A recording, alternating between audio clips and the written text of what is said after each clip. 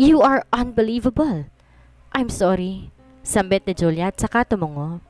Paano nangyaring nagkaroon ka ng anak, Julia? Biglang singit na tanong naman ni Kyle. Sa US? Umuwi ka naman na malitang tiyan, hindi ba? How did that happen? Kuya, answer me. Bulyaw nito dahilan para magulat si Julia. Dumandi ka? Naniningkit ang mga mata nito sa galit. Nagtagis ang bagang na bumaling kay Tristan at sa di naasang pangyayari bigla nitong sinuntok ang binata dahilan para matumba ito. Ginagapang mong kapatid ko, hayop ka? Lumipat ang mag-asawang Salvador sa anak nila. Ang ginang piritireyo si Tristan habang Ginoon naman ninuro si Kyle. Huwag na bagong masisisi ang anak ko. Hindi kasalanan ng anak ko kung lumandi ang kapatid mo. Wala kang karapatan na suntukin ang anak ko. Pinukol ni Isabel nang matalim na tingin ang mga nurse na nandoon na nakikiusyoso dahilan para aligaga ang itong magsipag-alisan. Di na nakapagsalita ang lahat nang lumabas mula sa ER ang kapatid niyang si Aaron. Kaagad na lumapit si Tristan sa kapatid niya. Pilit na sinusulyapan ang loob ng ER pero hinaharangan to ni Aaron. You will see her when she wakes up. For now, let her rest. How is she? Maayos ba ang lagay niya? Kailan siya magigising? Sunod-sunod pang tanong ni Tristan nang bigla na lang humikbi. Answer me, please? Nagmamakaawa nitong sambit. Nagkaroon ng komplikasyon sa parte ko nasa ng tumor. Balita ni Aaron dito. JPA is a lucius case of tumor lalong-lalo na sa batang kagaya ni Francesca. Saan nito? Tsaka bumaling sa kanya. We have to do the surgery as soon as possible. I will talk to Director Santos para ipawalang bisa ang leave mo. Gusto rin kitang makausap tungkol sa test na ginawa ko sa bata at bilang isang ina, I am not her mother. Pagtatama niya sa kapatid, tsaka nilingon si Julia. Siya ang ina ni Francesca. Aaron was dumbfounded. Pabaling-baling ang tingin nito sa kanya, kay Tristan at kay Julia. Are you Lucius? Kunot noon itong sagot. Oo, kaya nga siya ang kausapin mo. Aniya at saka, naglakad papalayo sa kanya. Katulad ng dating kagawian niya. Naglalakad lang siya sa hallway na hindi man lang tinatapunan ng tingin ang mga makakasalubong. Kahit sulyap hindi niya ginawa. Wala siya sa mood para makipagtitigan sa ibang tao. Lagi naman, bulong niya sa isip. Di nagtagal narating din niya ang kanyang office. Pinihit niya pabukas ang pinto at pumasok. Good morning, doktora. Pakipasa sa akin lahat ng mga appointment na miss ko this past few days. Pigil niya sa sekretary niya. All of it. Pero, di ba, doktora, on leave kayo? Nauutal na tanong nito sa kanya. Humarap siya rito, tsaka binigyan na napakalamig na tingin. Gagawin mo? O sisisantihin kita sa trabaho? Yes, doktora. Gagawin ko na po lahat. Aligaga ang bawat pagkilos nito. Hindi pa siya nakakatalikod nang bumukas ang pinto, pumasok si Aaron na masama ang tingin sa kanya. Bakit ka agad umalis? Tiimbagang nitong tanong. I'm still talking, nililiyasan mo na ako? Namamanghang tumitig siya sa kapatid. Bakit? Ano pa ba ang kailangan mong sabihin sa akin? I am talking about the child's condition, Isabel. Mariin nitong ani. What about the child? Maang-maangan niyang tanong. Diba, babalik na ako? Kasi ako mag-oopera sa kanya? Napansin na lamang ni Aaron ang panlalamig niya, kaya naman lumamlam ang mga mata nito habang nakatingin sa kanya. Huwag mong idadamay si Francesca sa galit mo, Isabel. Inosente si Francesca. Hindi niya kasalanan kung nabuhay siya na may dugong de la Vega. Okay. Tipid niyang sagot at tapang tatalikod na nang muli magsalita ang kapatid niya. Pagising niya, ikaw ang hahanapin niya. Sambit ito sa kanya. Ikaw ang nakilala niyang ina? Nandyan ang ina niya. Malamig niyang saad. Tapos na ang pagpapanggap ko. Hindi ko naman po pwedeng angkinin ng bata, hindi ba? Pero napamahal ka na sa kanya. Nope. Pagsasinungaling niya. I am just there because I have to. As a doctor, ginawa ko yon kasi alam kong yun ang makakabuti sa kanya. Babalik din naman kami sa kani-kanya naming buhay. At salamat sa Diyos dahil napaaga. She did not mean those things, she said. Galit lang siya sa ina nito at gusto niyang sakalin ang sarili dahil nadadama niyang bata. Kung wala ka ng ibang sasabihin, I guess I have to go inside. Aniya, tinalikuran to. Pumasok sa main office ng opisina niya. Pasalampak siyang umupo sa swivel chair at doon, hindi niya na napigilan ng luhang tumulo sa mga mata niya na kaagad niya namang pinahid. She should be happy dahil nandito ng ina ni Francesca na hindi na siya magpapanggap pa na mawawala na ang responsibilidad niya. Dapat nagsasaya siya, pero bakit parang may sumasakal sa puso niya? Sa katotohanang hindi siyang ina ng bata, at ang tunay na ina ay nagpakita na. Mapakla siyang napatawa. That is your fault, Isabel. Kausap niya sa sarili. Hindi mo na sila dapat pinapasok sa puso mo. Ayan tuloy. Aniya at saka bumuga ng marahas na hininga. I'm sorry. Yun ang unang lumabas sa bibig ni Julia habang magkaharap sila kasama ng kapatid nito na si Kyle at ang mga magulang ni Tristan. Hindi ko alam. Sarkastiko siyang natawa. Hindi mo naman talaga alam kasi wala ka naman sa 5 taong paglaki niya. Sumbat niya rito. Wala ka na nabinyagan siya. Wala ka nang unang niyang bigkasin ng unang salita niya. Wala ka na mag-first birthday siya. Wala ka nung unang magbilang siya. Wala ka sa lahat, Julia. Malamig niyang sumbat dito. Tapos, ang marinig ko lang sa'yo, I'm sorry. You're making me laugh, Julia. Hindi mo alam kung anong pinagdaanan niya sa nakalipas na 5 taon.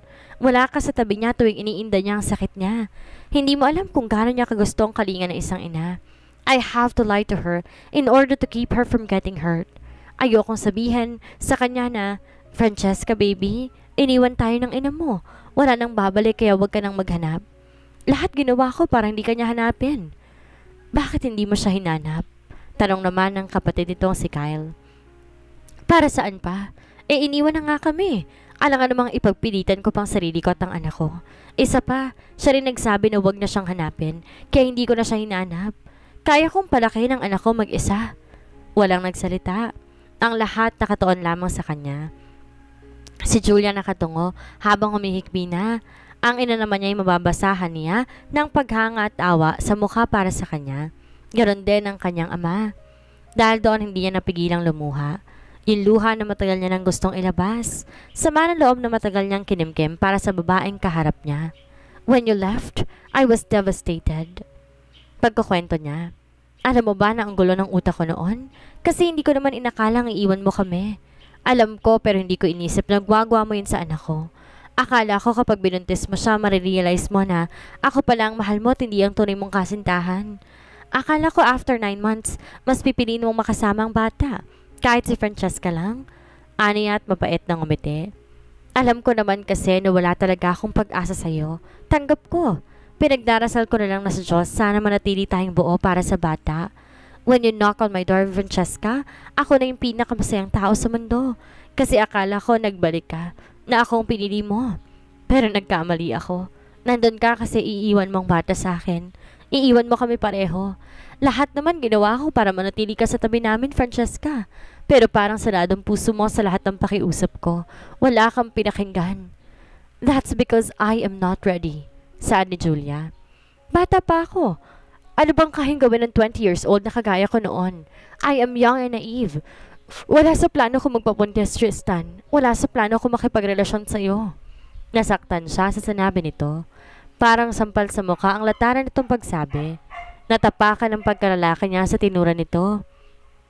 Ganon ba talaga siya kawalang halaga? Wala ba siyang karapatan na mahalin? I lied to you, Tristan. Sambit na Julia. Hindi totoong trabahong pinunta ko sa Amerika. Hindi totoong kinilangan kong kumayod para sa pamilya ko. Lahat yon kasinungalingan. Kumuyom ang kamao niya sa galit. Nagtatagis ang bagang niya habang matalim na nakatingin dito. Muli, natapakan na naman ang pagkalalaki niya. Hindi lang natapakan, naging tanga pa siya. She was lying to him the whole time. Nagpunta ako sa Amerika para sundan ang boyfriend ko. Panimula nito. I've been looking for him for almost a month tong time na makita mo ako sa bar. Paubos ng allowance ko at di sapat para makakuha na matutuluyan ng gabing yon. Nag-aalala ako para sa sarili ko. Natatakot ako baka may mangyaring masama sa akin. Nawawala na rin ako ng pag-asa tapos dumating ka. Parang nabuhayin ako ng loob. You were like an angel that God sent to help me. Tinanong mo ako kung bakit ako malungkot pero imbes sabihin ko sa iyong katotohanan, I lied. Alam kong mali ang ginawa ko. Alam kong kasalanan ang gamitin ka, but what can I do? Kailangan ko ng tulong mo, mapagkakatiwalaan ka kasi. Pilipino ka naman. Halata sa mukha mong gusto mo akong tulungan kaya't nagsinungaling ako. Sa loob na 1 taon nakasama kita. Minahal kita. Pero hindi yung pagmamahal na gusto mo. Mahal bilang kaibigan lang. Bakit ka nagpaligo sa akin? Tiimbagang na tanong niya. Minahal kita pero Bakit nga ba? Kung hindi siya to na mahal, bakit to nagpaligaw sa kanya? Bakit mo hinayaan ang sarili mo na ligawan ka ng taong hindi mo naman pala mahal? Bakit mo gusto na may gusto ka rin sa akin? Kasi natatakot ako, sagot nito. Natatakot ako na baka magbagong pakikitungo mo sa akin kapag that's bullshit. Sigaw niya dahilan para magulat ang mga kasama niya. Ganun ba ako kababaw na tao? Hindi sana tayo aabot ng ganito kung noong una pa lamang. Inamin mo na sa akin at hindi mo ako pinagmukhang tanga. Di na nagsalita pa si Julia. Nakatungo na lang ito at muling humikbi.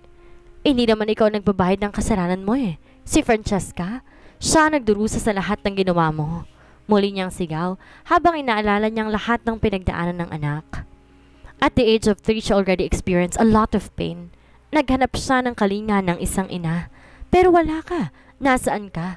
Wala ako may pakilalang ina sa kanya kasi lahat ng babaeng dumarating sa buhay namin ayaw sa responsibilidad. At higit sa lahat ayaw sa batang may sakit. Siya man hindi rin mahinto ang pagturo ng mga luha sa mga mata habang inaalala lahat na parang kahapon lang nangyari. Buti sana kung ako lang nire-reject eh. Ang kasong anak ko. Walang kamalay-malay na inaayawan siya ng lahat.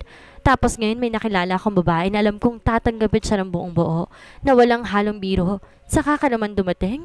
And the worst part is, kapatid ka niya. Hindi lang basta kapatid. Ikaw ang dahilan ng pagkasira ng pamilya niya. That's enough. Pigil sa kanya ni Kyle. Labas ka sa gulo ng pamilya namin. Isumbat mong lahat pero wag lamang yan. Tapos na ba kayo magsagutan? Biglang singit ng pamilya na boses sa kanya.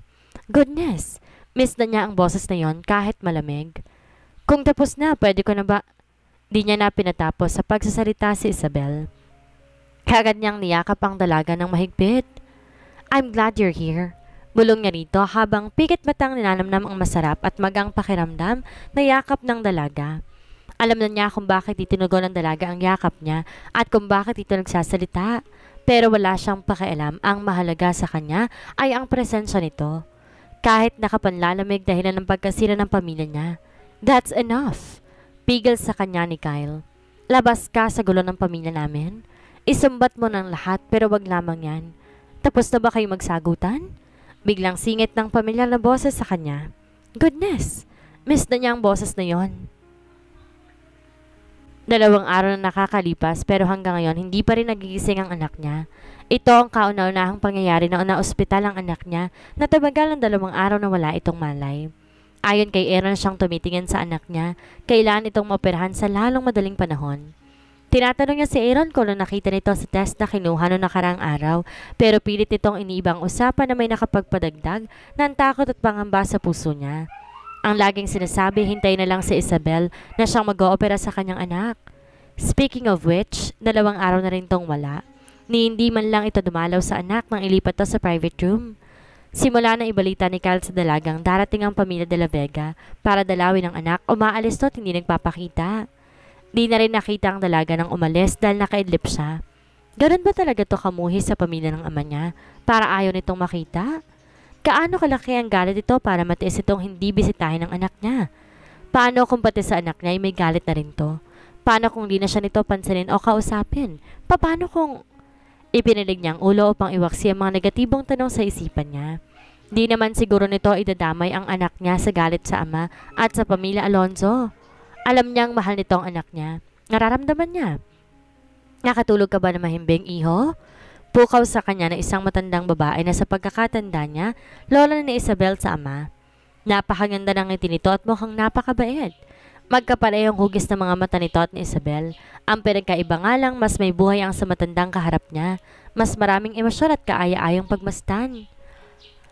Tuloy, hindi niya maiwasang makita sa isip si Isabel. Siguro maganda itong tingnan kung may ngiti sa mga mata, may buhay. Opo, magarang na sagot niya rito. Kayo po, bakit di po kayo umuwi? Magpahinga naman po kayo, kahapon pa po kayo nandito eh. Malapad ang ngiti ng ginang sa kanya. Ayos lang ako, iho. Ikaw dapat magpahinga dahil mukhang mananamlay ka. It's okay, ma'am. Gusto ko pagising ni Francesca, akong una niyang makikita. Mataman siyang tinitigan ng ginang at ang ngiti na wala sa labi nito. Mababasa sa mata nito ang awa para sa kanya. On behalf of my granddaughter, ako ang humihingi ng tawad. Hindi ko alam kung bakit niya iniwan ang kagaya mo na walang ibang inisip, kundi ang kapakanan ng anak.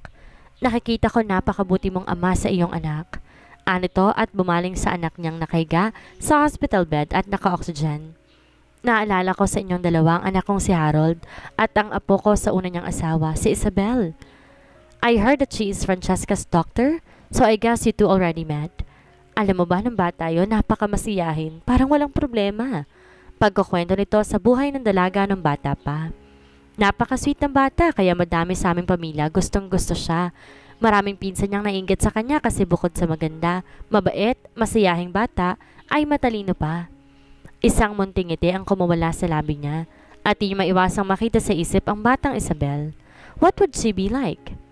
Tapos lagi pang di magkasundo nun si Lucio at ang asawa ko kasi tuwing weekend gusto nilang iuwi si Isabel. Gusto na magbalae sarilihin si Isabel tapos itong si Harold naman kapag weekend na itatago na yung anak niya. Anito at tumawa. Ayaw din kasi ipahiram ni Harold ang anak kasi nga gusto rin niyang makabanding to. Daddy's girl kasi si Isabel. Pero nawala ang lahat ng hindi na nito na ituloy ang kwento at nag-iwas na lang ng tingin. Nagugutom ka ba? Kapag ko ay tanong nito, iniibang usapan. Magpapabili ako ng pagkain para sa iyo. Umiling siya. Salamat na lang ho pero hindi pa ho ako nagugutom. Tumango lang ang inang kasabay rin ng pagbukas ng pinto at pumasok si Julia kasama ng kapatid nitong nakilala niya sa pangalang Arya. Ito malamang ang kinakwento ng Isabel na kasing edad ni Corina. Lalabas muna ako. Sambit ng ginang at di malang tinatapunan ng tingin si Julia. Sinundan muna niya ng tingin ng matanda bago siya bumaling kay Julia. Napatras siya ng konti na makita kung gaano to nakalapit sa kanya. Kamusta na siya? Si Julia. Still unconscious? Tumango si Julia at inabot sa kanya ang dala nitong paper bag. Para saan yan? Kunot noong tanong niya. Tipid na rigo mo, Paula. Para sa'yo. Kaya hindi ko makalam. Umiling siya. No thanks, Tristan. Kailangan kong tanggapin. Maring utos ito at saka ito na ang kumuha sa kamay niya para ibigay ang paper bag. Para kay Francesca, dapat pagising niya malakas ka. Ngayon naramdaman na niya ang pakiramdam ni Isabel tuwing ginagamit niyang anak para mapasunod to sa gusto niya. Lihim na lang siyang natawa habang ini-imagine si Isabel sa tuwing naiinis ito. What's funny? Tanong ni Julia. Naalala ko lang si Isabel. Sagot niya habang nakatingin sa anak niya. Do you love her? Natigilan siya bago bumaling sa dating kasintahan. Mahal na niya si Isabel. It took him a while to admit that to himself pero hindi niya yun sasabihin kay Julia dahil hindi naman sila close. If you're thinking of finding a woman that can be a good mother to Francesca, hindi si Isabel yon. I don't like her to be my daughter's stepmother or proxy. Tumalim ang mata niya sa babaeng kaharap. Sanay siya sa ugali nito, alam niya. Pangit ang ugali ni Julia, pero kung ugali ang pagbabatayan kay Isabel at Julia, mas nakakatakot ang ugali ni Julia. Mabait to pag may ibang kaharap, pero kapag kayo na lang, she can stab you at the back anytime she wants. Nagtatago sa maamo at magandang mukha nito ang tunay nitong ugali. She can be nice to you, but she can be wicked at the same time. And on the other hand, Isabel, dito marunong magpanggap sa tunay na nararamdaman. Kapag galit, galit talaga. Kapag ayaw sa isang tao, ipapakita talaga na ayaw nito. Her expression can tell the real her. Kaya kung papipiliin siya kung sino kay Isabel at Julia, mas pipiliin niya si Isabel. Walang alinlangan niyang pipiliin ang dalaga. Anong ibig mong ipahiwatig? Malamig na tanong niya rito. Hindi na ako magpapaligoy-ligoy pa. Anito at mas dumapit pa sa kanya. Ang isang kamay nito pinatong sa matitipuno niyang braso, habang ang isa'y dumapo sa pisngi niya at masuyong hinaplos iyon. Tutalay ako naman talagang ina ni Francesca. Let's get back together. Napakurap-kurap siya sa sinabi nito. Di siya makapaniwalang nasabi ni Julia ang bagay na iyon, gayong hindi pa naman sila nagkakaayos ng tuluyan. At kung nagkaayos na sila, hindi niya na maibabalik pa ang dati nilang samahan. Hindi para may rehistro sa isip niya ang mga sinabi nito, bigla na lang siya nitong hinalikan sa labi niya, kasabay ng pagbukas ng pinto. Naitulak niya ng bahagya si Julia na makita mula sa gilid ng kanyang mga mata si Isabel.